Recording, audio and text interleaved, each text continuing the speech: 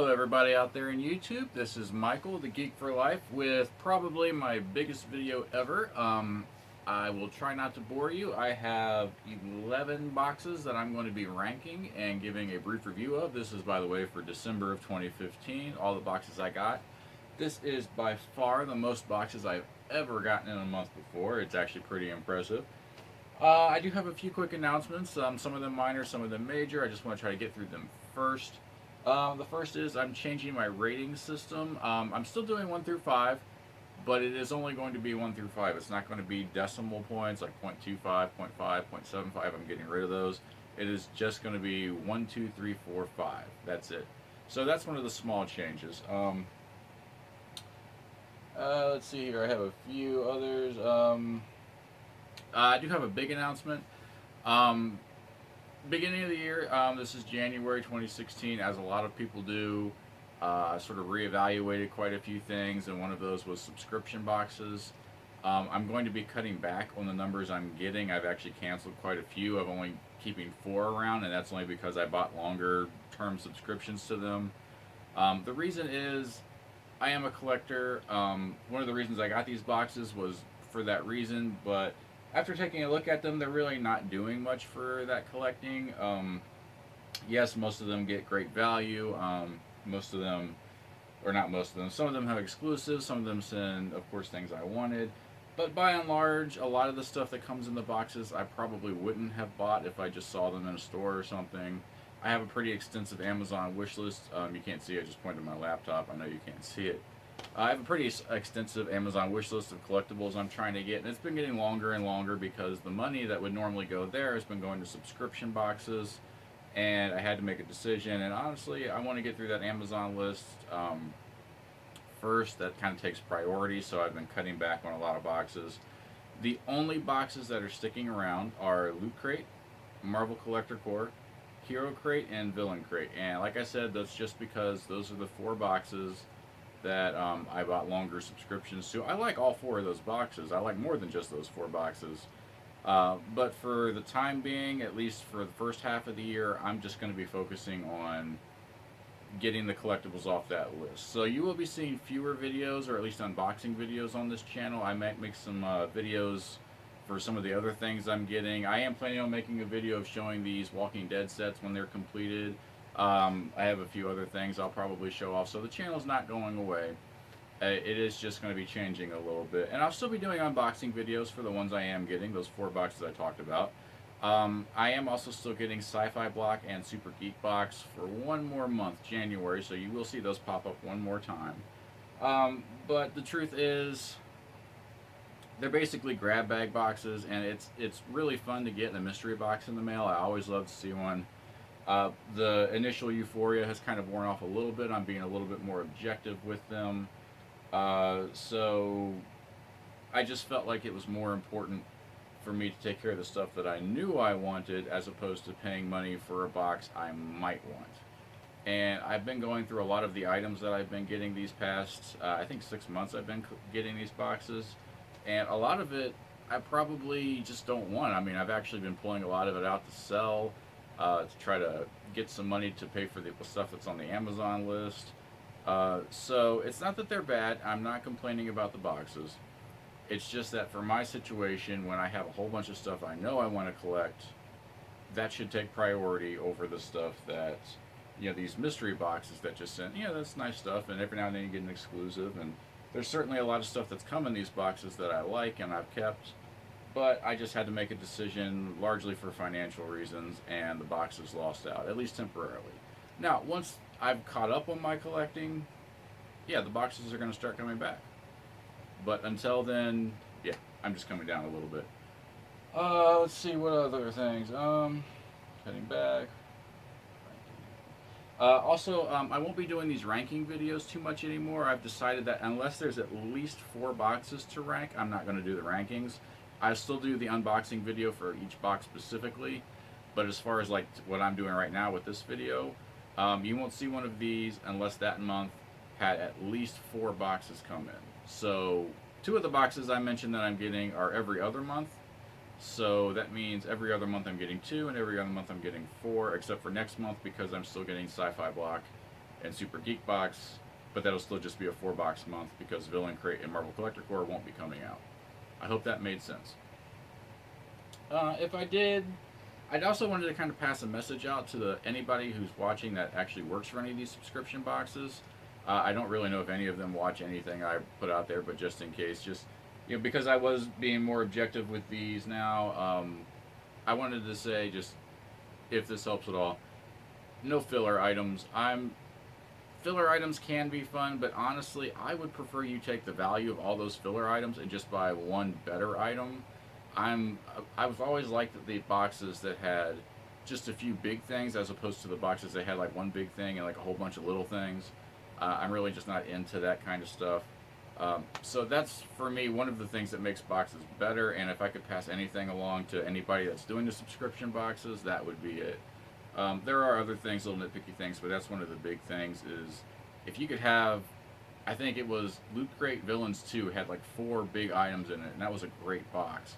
And there was another one, I can't remember it, and it did basically the same thing where it just had a few big items and really none of the fillers. And then I've had other boxes that were mostly filler and they were just garbage. I just didn't like them.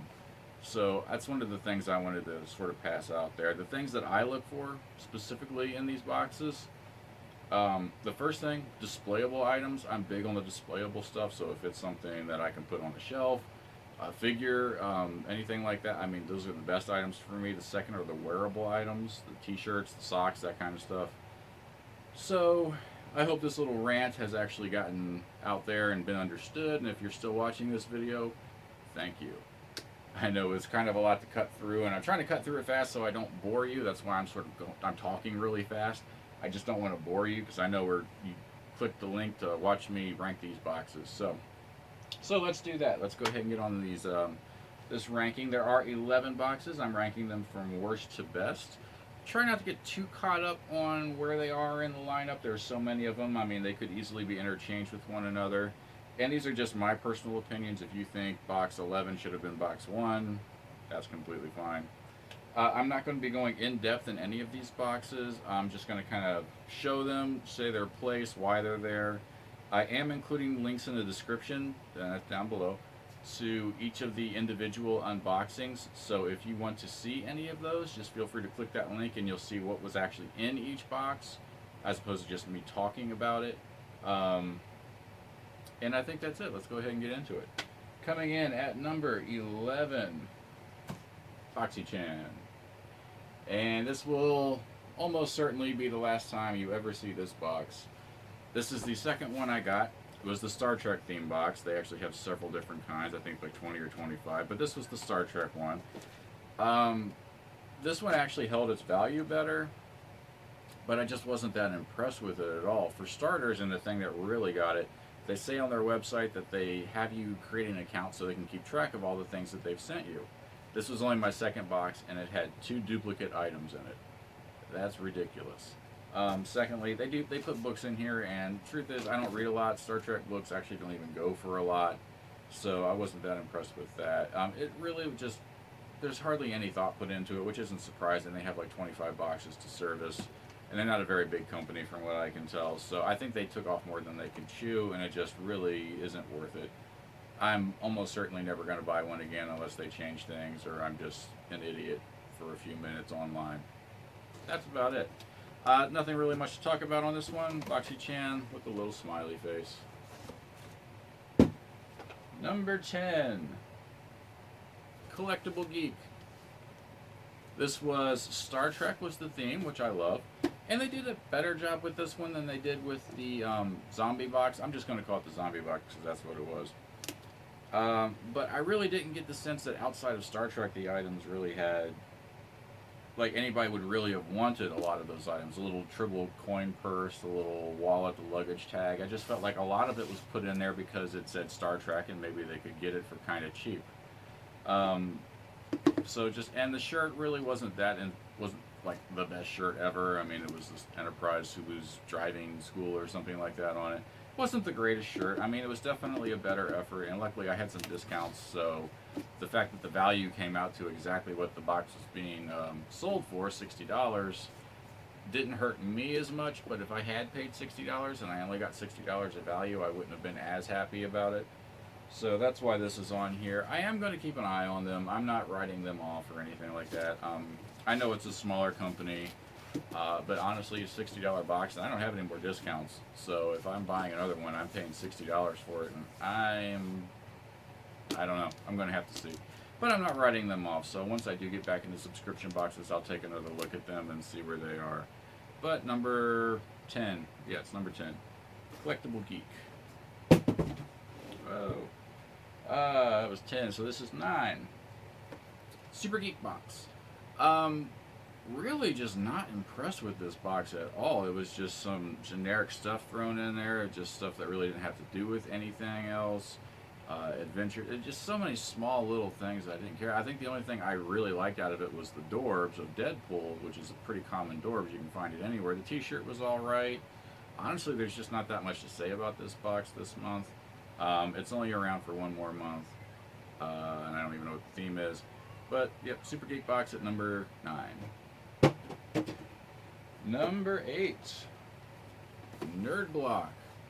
Whoa, glare on that one. So, yeah, this is one of the big boys, and it's near the bottom. It was a Star Wars box. Really, wow, disappointing. It felt like very little effort was put into it. First of all, and I know this is a little thing, there was a Star Trek item in a Star Wars box. There's so much Star Wars stuff out there. It should not have been difficult to just fill the thing entirely with Star Wars. Secondly, I mean, a mouse pad, an ice cube tray. Just so much of this stuff was just generic. The shirt was actually pretty good. But other than that, and the pop figure, not exclusive or anything, it's just a generic pop. I mean, it really just felt underwhelming for a box that could have been incredible. So, and they've been having problems a lot lately getting out good boxes. I don't know if they've taken on more than they can chew, if they're having some kind of internal issue with getting items, but Nerd Block really needs to step up its game. So Nerd Block at number 11, 10, 9. This is 8. I keep losing track. 8.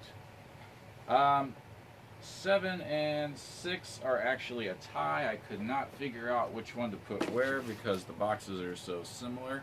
Hero Crate and Villain Crate. If you watch those unboxings, basically, because it's the light side of the Force versus the dark side of the Force, and the items in there were basically identical. They each had a film cell, they each had a shirt, they each had a luggage tag, and they each had a Funko Pop, and the Funko Pop was a common one. So there really wasn't anything to differentiate. I mean, this one had a little Wonder Woman bottle opener keychain thing, but that was really not a big deal. So they are basically equal, and they were improving. The luggage tags are actually metal ones, which are really cool to get. The shirts, of course, both had great designs. The Samurai Darth Vader and the Han and Chewie playing a video game one. So I still like these two. They're pretty good, but it's the same items in both of them, so there's really no point in putting one above the other. So 11, 10, 9, 8, 7 and 6, or 7 and 6, whichever one you want to do is fine. Number 5, Loot Crate. This one was another one that I was actually kind of disappointed in and I was looking forward to. Again, Star Wars was a big theme for this box. And they did actually have an exclusive figure, although I wasn't that thrilled with it. It was Han Solo from the new movie when he was on the ice planet Death Star thing. So hopefully I didn't just spoil anything. But the movie's been out for a month almost, so if you haven't seen it yet, deal with it. The Halo thing I wasn't that impressed with. The Galaxy Quest item was not that impressive. I mean, really the only reason that this got as high as it did was because of that exclusive figure. Even the shirt in this one I wasn't that happy with. So if it hadn't been for that exclusive figure, this would have been lower. And I hope that Loot Crate can step up their game for January. The theme is Invasion, and it actually looks like it's going to be good. So I'm really hoping that they pick it up for that one. So that was number 5. Number 4 is, if I can get it, SciFi Block. Now, there really wasn't anything exclusive or special about this box. I thought the shirt was really good. It was the Stormtrooper one. I actually wore that shirt to the Star Wars premiere. And the figure was common, but I felt like there was a lot more variety in this box. And, of course, SciFi Block doesn't really stick to much of a theme beyond just sci-fi. They just put a lot of science fiction stuff in there. but there was a lot of variety to it, and they put a lot of items in there that were really good. I got a figure I didn't have, even though it was common. I got some good prints. I got a patch that was alright. It was from the X Files, but I actually liked the patch. I mean, there were just quite a few good things, and honestly, the competition for this month wasn't that high. Had the boxes been at their normal level, like Nerd Block, Super Geek Box, Loot Crate, had they actually stepped up their game, they could have probably beat this one fairly easily, but they just didn't, in my opinion. They fell short. So that's Sci-Fi Block. Mostly high because the others were so low. Not exactly a ringing endorsement. I do have one more for this one, and then it's discontinued for a while. I do plan on bringing this one back once things get more financially settled and once I've gotten my collections up and going again. So you will be seeing this one on the channel again, and I don't just mean for January. I mean probably 6 or 7 months from now, when I've gotten a lot of things squared away. So, boom. Number 3, top 3, here we go.